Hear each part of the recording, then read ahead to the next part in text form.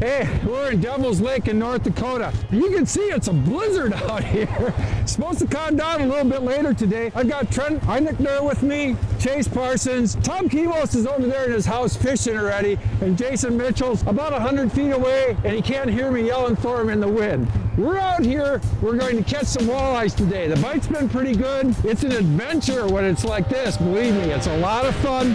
So come and join us. Catch some walleyes with us and get your next bite. I'm just looking for the next bite, next bite, next bite. I'm just looking for the next bite.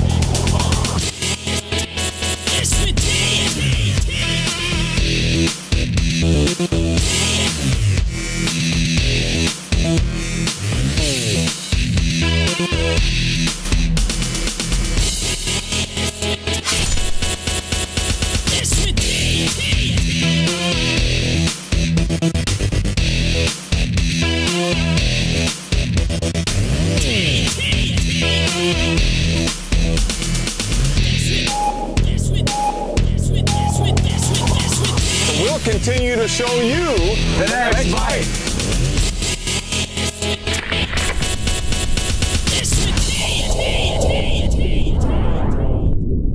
Perhaps the coolest thing about fishing for walleyes is that they are constantly rewriting the playbook for when it comes to matching time of year with location and depth. Devil's Lake is a very unique body of water and has been a popular destination for many different featured bites in the past. Yet again, it makes the perfect stage, even in this freezing blizzard. This must be the break right here.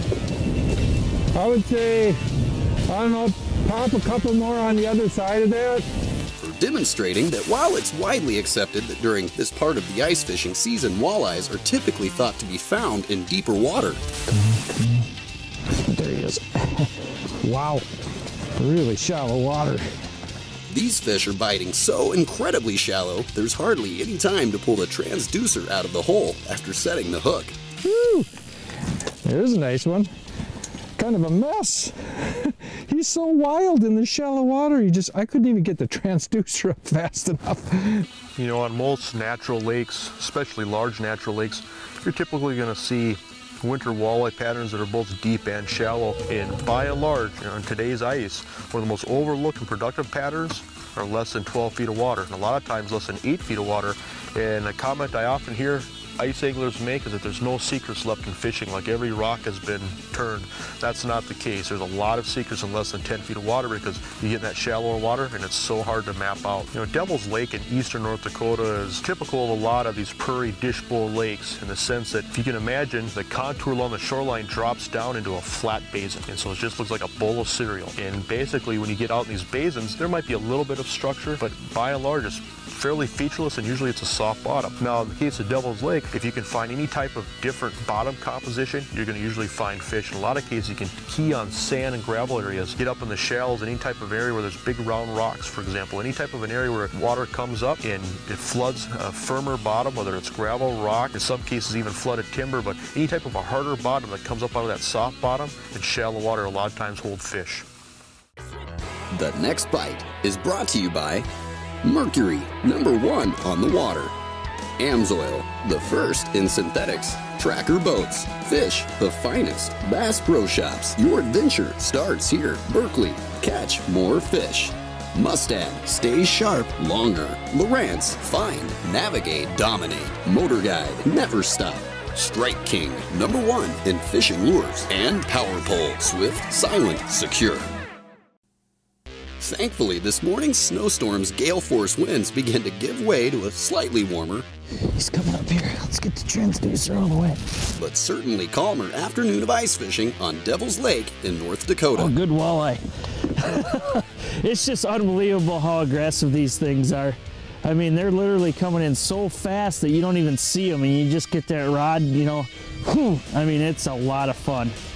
Gary, Chase, Jason, Trent, and Tom are focusing on transition areas Oh, got a big mark coming up. Got a big mark. of hard to soft bottom and in some spots in only 5 feet of water.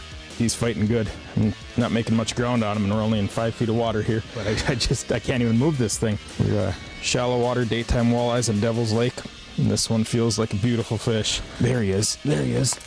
Beautiful Devil's Lake walleye. And this extremely low ice ceiling isn't slowing the aggressiveness in their jigging cadence either. You can't even see that lure. But what's interesting about these patterns, I've seen it over and over on Devil's Lake. These fish are aggressive. They want the presentation aggressive.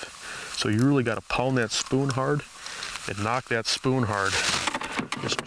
Just pound it. I often, when I was guiding, I often told people it's like hammering a nail. You just really want to send off a lot of vibration, move some water, and that's what these fish want. If you don't do that, a lot of times these fish will lose interest. But Devil's Lake unique right now is this high water situation just create a lot of great year classes of fish. Devil's Lake has been slowly filling and flooding for the last 15 years. Are you kidding me? And as the water slowly rises each year, the lake adds more acreage. Come on, transducer, work with me. Which floods more shoreline, making for an ideal spawning and forage growing habitat. Farms and towns unfortunately get flooded out, but the fish thrive. A nice fish. You know what, I just switched up and put on more of a horizontal jigging bait here in a glow color. I've been using a gold, and dropped a minnow head on this thing, and I dropped it to bottom, picked it up about 2 inches, and whap, the thing just crushed it. Mixing it up between spoons and horizontal jigs is proving to be what these big and aggressive walleyes want. You know, when we're ice fishing, we're always trying to find the hottest bites and these suicidal bites where fish are jumping all over the bait. But a lot of times the reality is, this time of year, the fish are a little bit trickier to catch, and you need to do a few different things to try to get a couple more bites. Now, there's two things that are important when rigging up a jigging spoon. So what I like to do is I actually like to take the spoon, lay it out so that part of the treble hook that's kind of centered, the center point, in line with the rest of the bait, is the one that I like to hook up to. There's the traditional way where you just thread the hook right up into the head of the minnow and then pinch it off so that the head is actually facing the spoon like that. Or what I like to do, especially in clear water, when the fish are tuned into feeding up, I actually like the head up so that minnow is looking down at that fish, just challenging it to come up and eat it.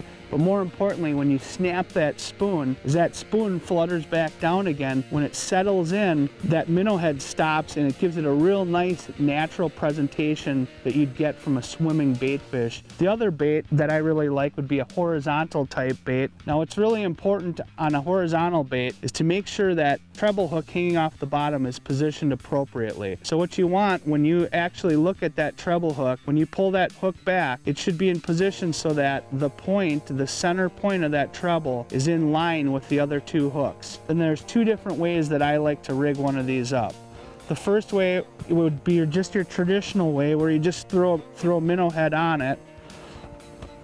The other way that I think is really important, once again, especially in clear water when the fish are a little more finicky, would be to take the minnow and you actually take the hook and I hook it through the top of the head versus up through the bottom. And what this does, when I'm snapping that bait, when it's gliding down, now that minnow is in line with the jig and it gives it a really cool natural profile. It looks like two minnows swimming in tandem.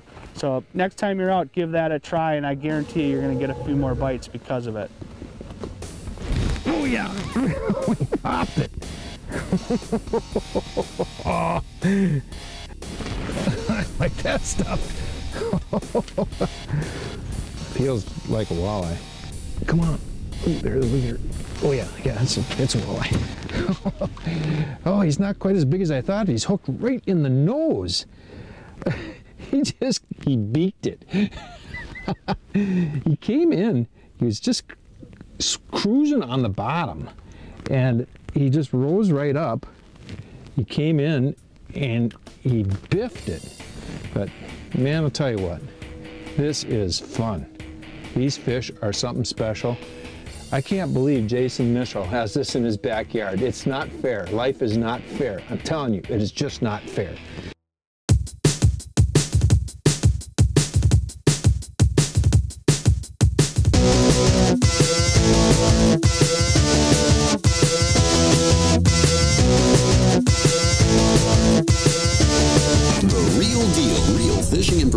From real fishing experts, presented by AMSOIL. I've been using two-stroke motors for years and years for my main outboard.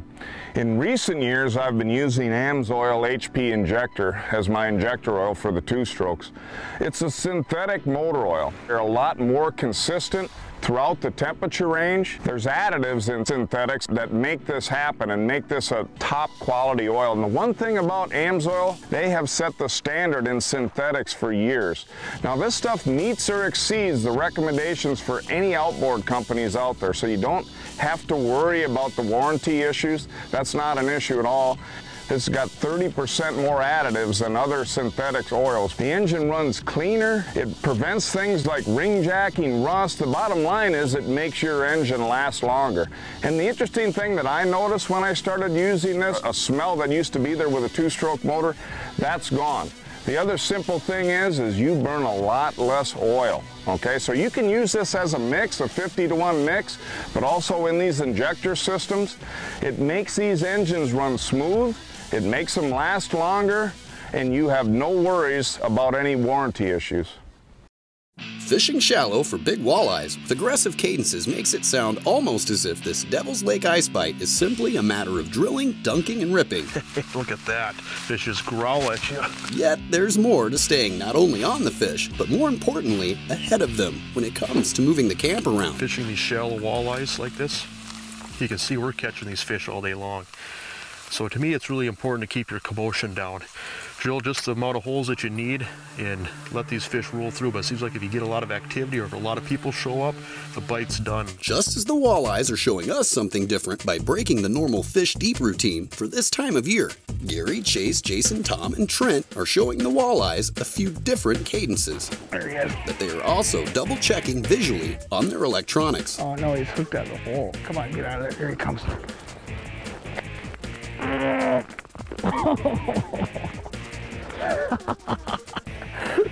These fish. That one was interesting because I was actually snapping that jig more that time, and that fish actually I never even saw it come in on the graph. I was just pounding a little bit and I started to snap it, and about the third time I snapped it, it came up and right at the end of the snap the jig never went back down. It was just slack line and he just inhaled it. Nice fish. That's awesome when they start getting fired up like that, coming up high off the bottom. This is cool. The depth of this ice fishing bite is all in the technique as opposed to the water and open and shut case, where it's okay to be shallow.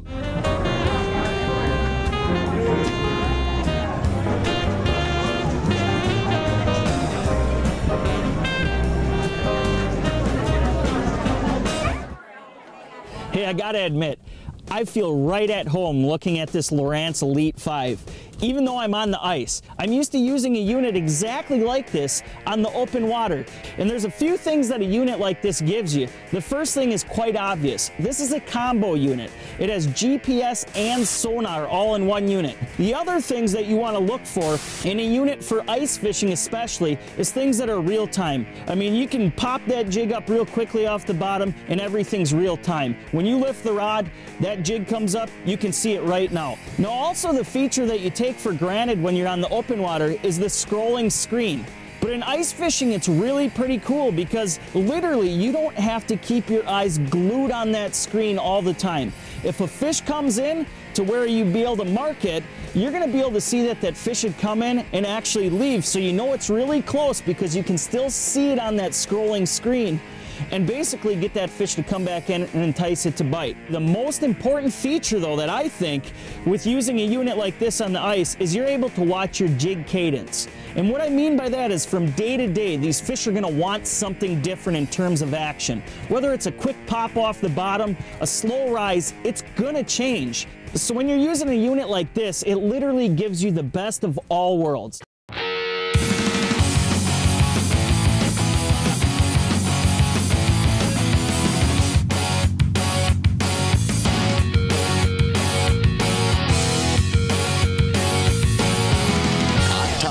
Leading information on tackle and techniques to make you a better fisherman. Presented by Mercury. There are a number of factors that go into how well your boat's going to perform out on the water. You know, giving you performance like top end speed, handling, acceleration. And one of the most important factors in that equation is going to be your prop. Now, when people look at a prop, a lot of times they think about things like the pitch and how many blades you have on there, and, you know, things you can kind of see on the outside, and those are important things, but there are a lot more factors in a prop that give it better performance based on the type of boat you have.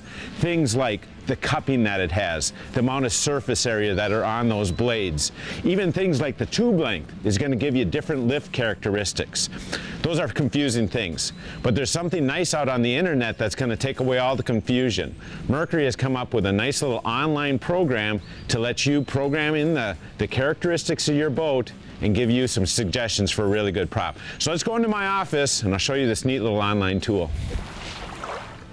All right, I've already brought up the Mercury Marine website. What I'm going to do is show you how easy it is to get an idea of which propeller you should put on your boat. So the first thing you're going to do from the home page here is go to the prop selector. And that's going to bring you up to this page that says there's 5 easy steps, and they are real easy. So here, get started now. First thing you're going to do is describe the kind of boat we're going to do. We're going to use that Targa 18 I had out there, so it's an aluminum console boat. It says, what kind of goal do you have? Acceleration, handling, top speed. We'll just say overall good performance right now. Go to the next one. Now we've got to kind of fill in what we've got. We've got a Mercury, we've got an outboard, 2012, one engine, and it's a 154 stroke.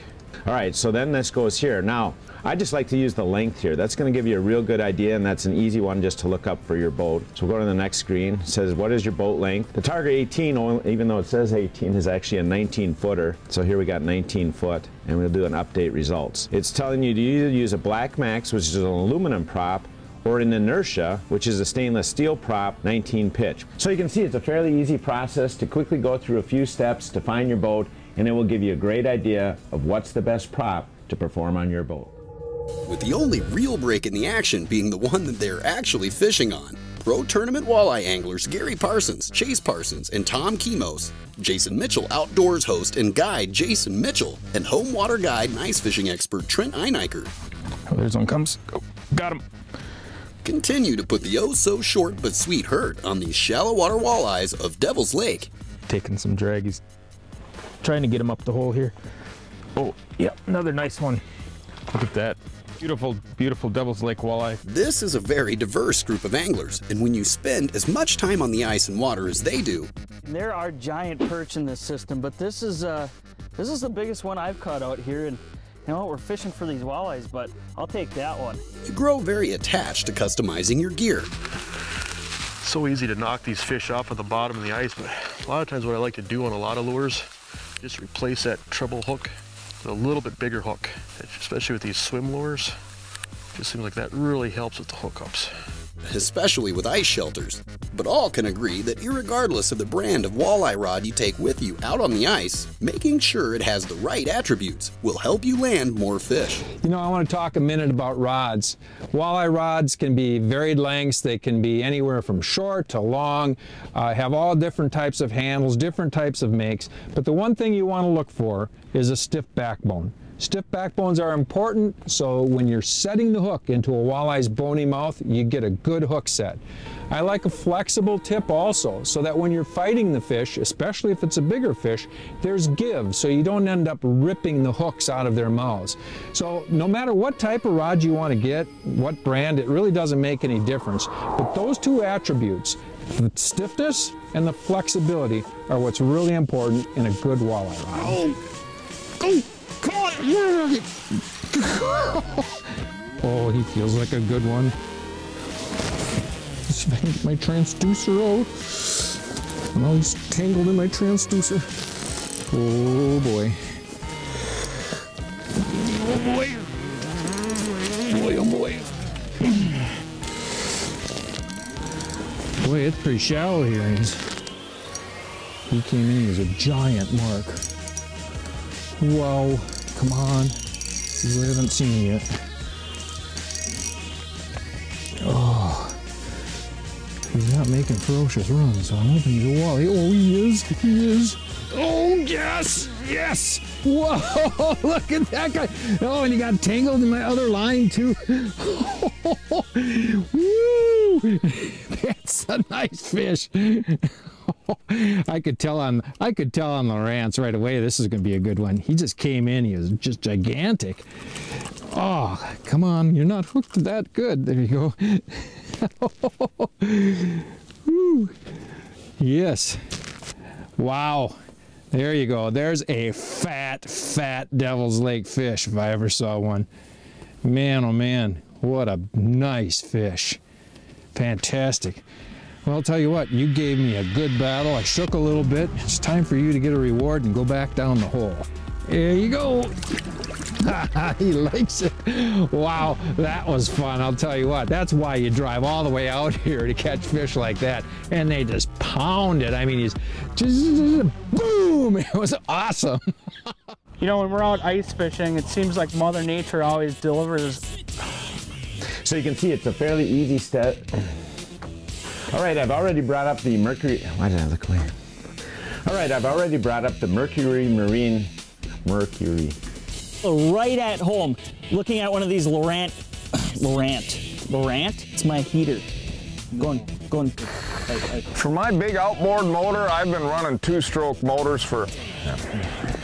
I've got Trent Eineichner. And I'm just in this boat. The Next Bite would like to thank Jason Mitchell and Trent Eineichner. For more information on their ice and open water full-service multi-species guiding trips, for Jason, visit jasonmitchelloutdoors.com, and for Trent, visit captaintrent.com.